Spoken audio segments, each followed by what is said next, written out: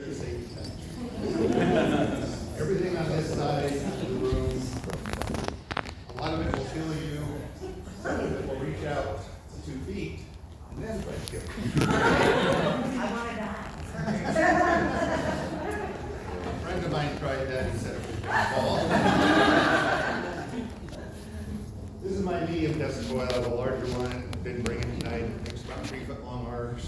And a big one at home makes It's too dangerous. 7 foot arcs, but it has a 300-pound power supply. And it's getting hard for me to move nowadays. So I was doing an experiment with the 3-footer one day. This friend of mine wanted to see, we will show you, we do wireless power transmission. Hold the fluorescent bulb up, light, he wanted to know the black light bulb would light up. And I said, yes, it will. He's kind of like me, he walks and he talks. And he was walking and talking, and he got within 3 feet of the top, reached out and zapped him through the bulb. And he was a little strange afterwards. But he was a little strange before, so no real effect. He said it was very unpleasant. Back in the early 1900s, they used to use equipment like this in vaudeville shows, and Madame Electra, and the electric kiss, and light cigarettes from your fingertip, and things like that. They use about 1 foot long arcs. So what we're talking about here is really the pursuit of high voltage.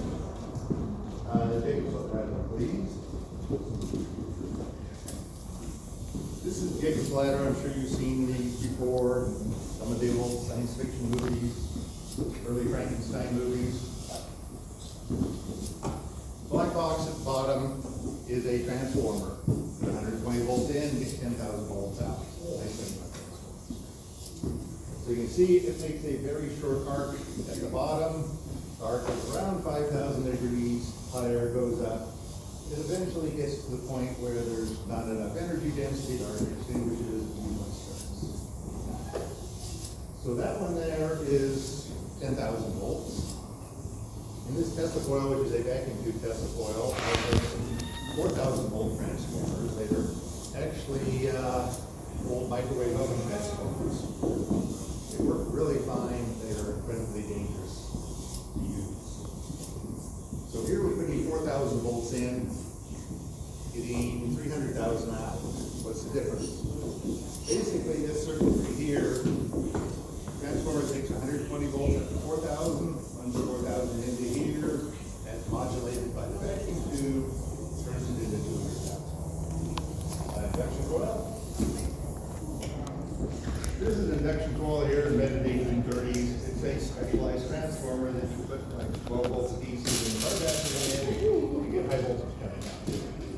So you have a vastly more reliable version of this in your car.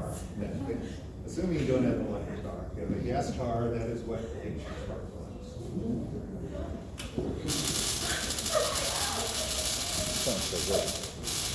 I think adjusting the interrupter on that is very critical. You get to be whole already on that. One of the most interesting interrupters was they used a jet of mercury and they had a huge needle in the interrupter. And of course, it poisoned everyone in the room, but it was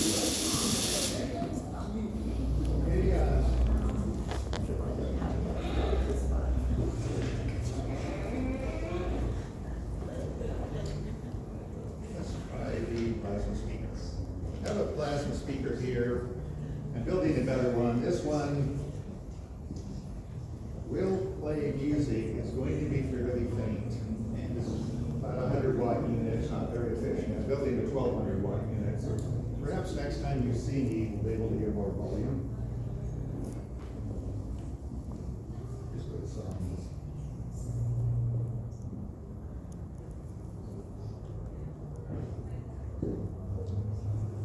Giving a demo at Lloyd Center Doubletree. That's the Oricon Science Fiction Convention there.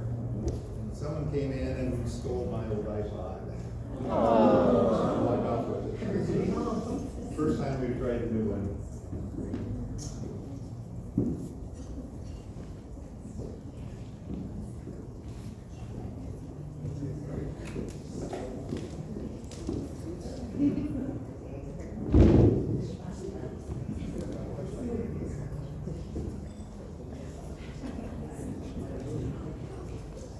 Afterwards, somebody came up in here. It's Oh, I didn't not even working notice well it. today, It was so pretty. fairly faint. No, I just looked. What we have here is about 10,000 volts of power, and it is sending out RF energy. And we will show you what it does in ionizing some of the gases. Let's start the neon. That is neon.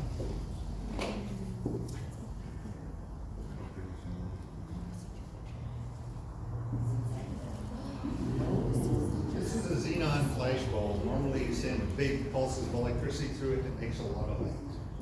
What you can do now is, it's just barely energized by the RF radiation coming out. You can basically ionize it, deionize it by just running your fingers. Come up close and look afterwards, there's actually little beads in the xenon discharge.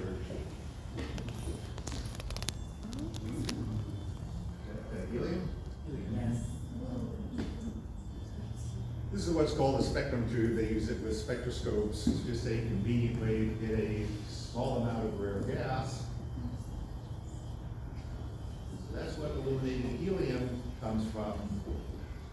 One of the reasons it's called helium is I think that's the word for fire. They first found it in the sun during the eclipse. They're looking at light coming out. They saw some bright lines in there. It came from no known element.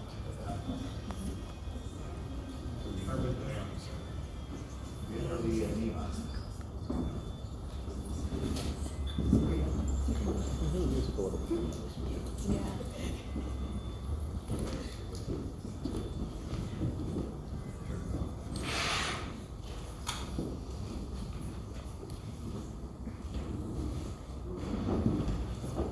Guess what? It's time for the safety warnings.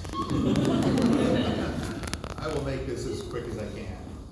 What we're talking about is a device here that has very high power, there's large currents, there's high voltages in it, there's going to be radiated RF power going out. If you have any implanted medical devices, should affect it, but we must err on the side of caution, so you should not be watching this if you have anything like that. Cell phones, stuff like that, they're okay.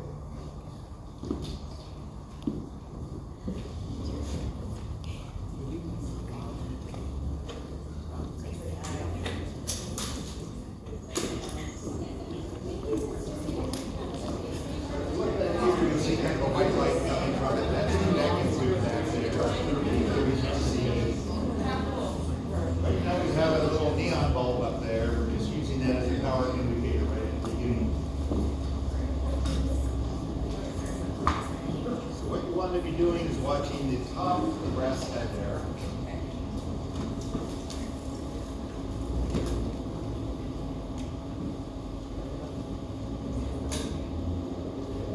So I turned it on, it's oscillating, you can see there's a little bit of power coming.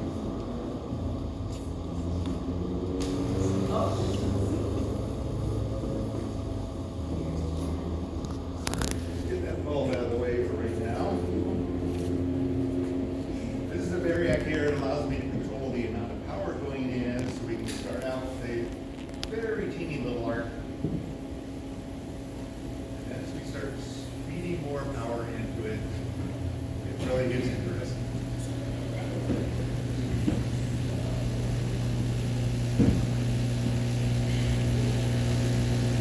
What we call a sword-like arc in the business. If I had my other Tesla coil here, it has kind of jagged lightning bolts coming out. What I'm doing now is using the staccato circuit. Allows me to run it first, and it keeps the tube from overheating.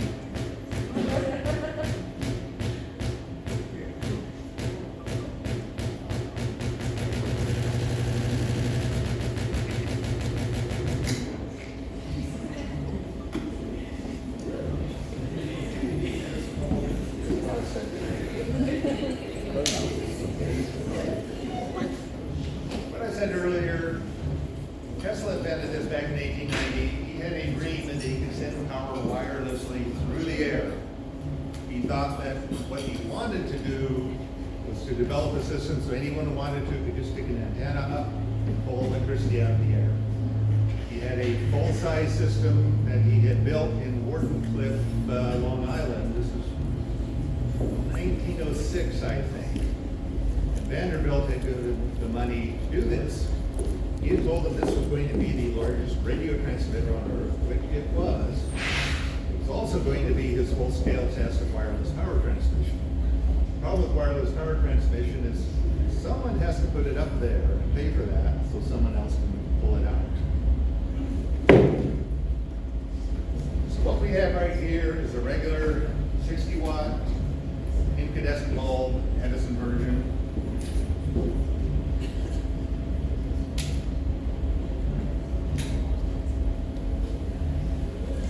So you can see there's a teeny little brush discharge. So one side of the bulb is hooked to the top of the Tesla coil. The other is sending power out into the atmosphere.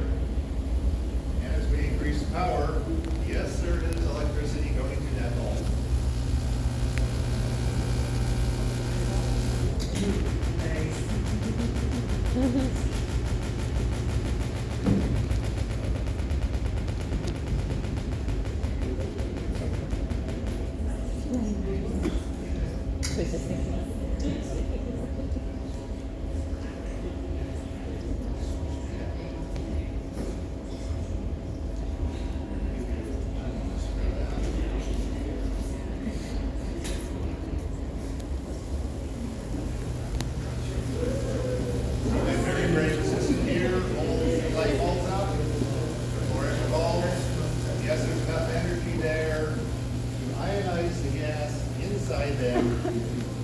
Even though there are no wires to it. Tesla loved to give public demonstrations. 1894, I think it was, he went to St. Louis, 4,000 people in this auditorium. He basically comes out like that, holding these illuminated light bulbs in his hands. The good citizens of St. Louis thought this was witchcraft, all that.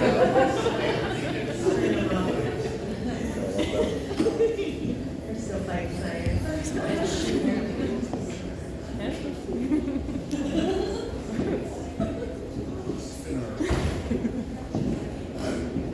What we're going to do next, experiment called the spinner. Little piece of aluminum, there's wires on each end pointed in opposite directions. When we send voltage into it, there'll be an electrical discharge from each wire that creates an ionic wind, and that pushes the spinner around. And you get some really beautiful patterns coming out of it.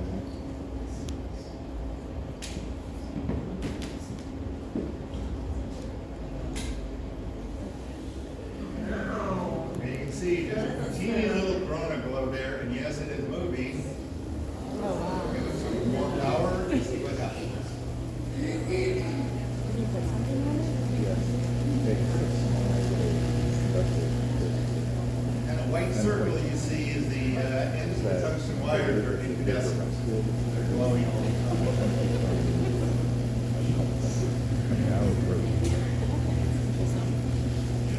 No motion.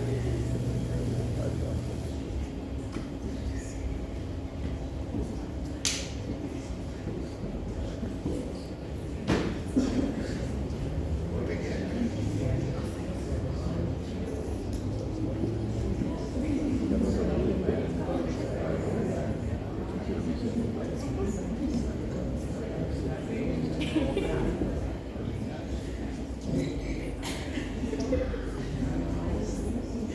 A little bit smaller than that, but not.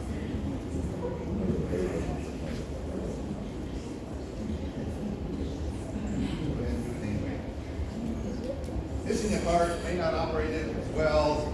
One set of drill sergeant is open and all else fails, march forward. That's what you're going to do. See, there's two long wires here. Oh, cool. I love electricity. We'll be getting a intermittent corona glow, the blue glow along that, but they discharge from the end. See on the stick. If you go to my webpage, teslacoilworks.com, there's some pictures on there that it almost looks like a alien light monster with this illuminated head up here and a tail that's making. It's a friendly monster. Well, no, there's aliens anyway.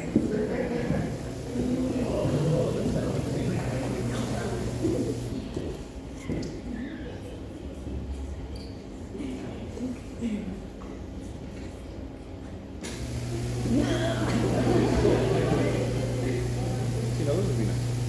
Yeah. darker, this would be more beautiful.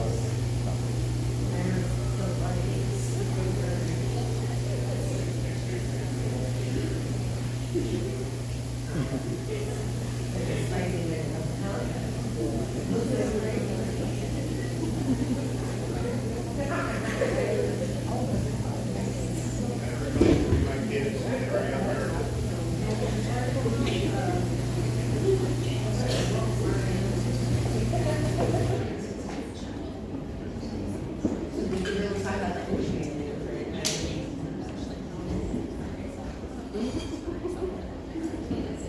Got the skull ready? This is skull.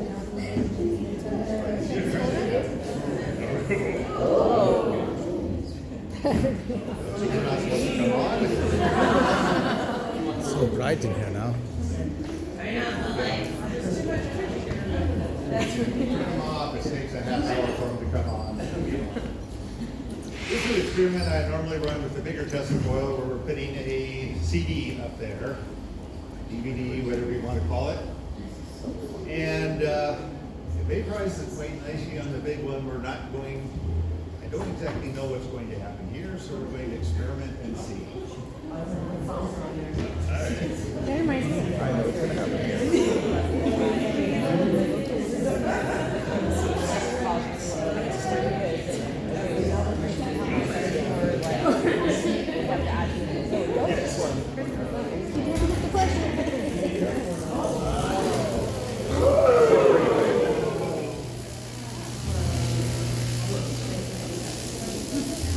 There's no smoke detectors in here.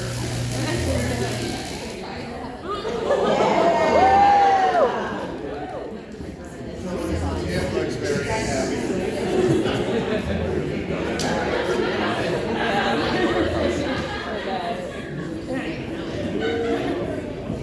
So for the last demonstration today, we're going to show you the world famous flaming electric skull.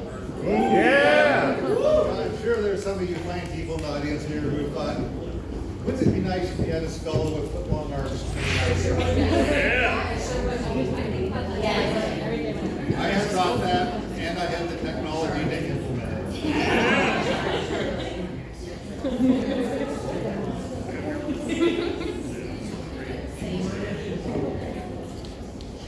I should tell you, this is version 3.2 of this experiment. The reason why I recommend